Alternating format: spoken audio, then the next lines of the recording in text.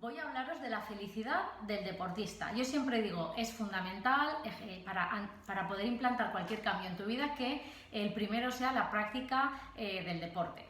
¿Qué es lo de la felicidad del deportista?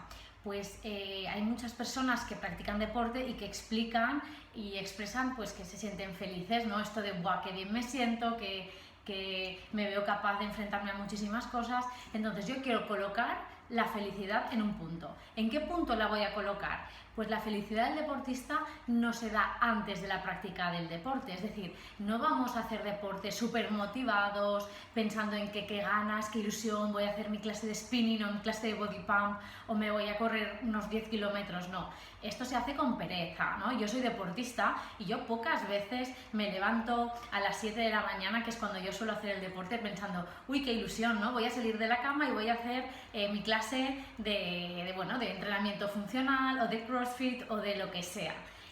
No, lo hago y punto. Simplemente me programo el día y esto es una prioridad y lo hago. ¿Cuándo yo me siento feliz? Después de hacerlo.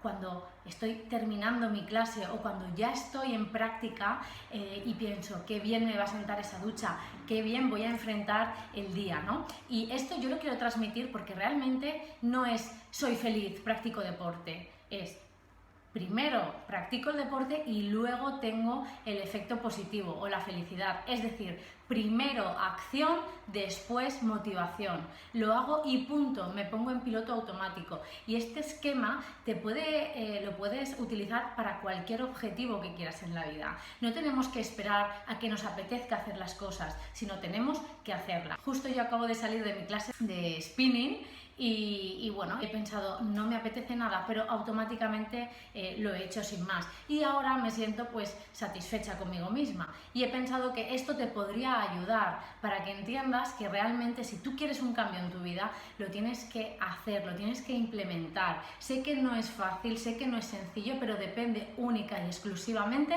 de ti, de que tú te programes y de que tú ejecutes lo que has programado. Es decir, que vamos a trabajar por objetivos. Si yo tengo el objetivo de hacer deporte, lo voy a programar y voy a ceñirme a esa programación como si fuese pues una reunión de trabajo o como si fuese el levantarme para, como he dicho, ir a trabajar. Sin más, sin juzgarlo.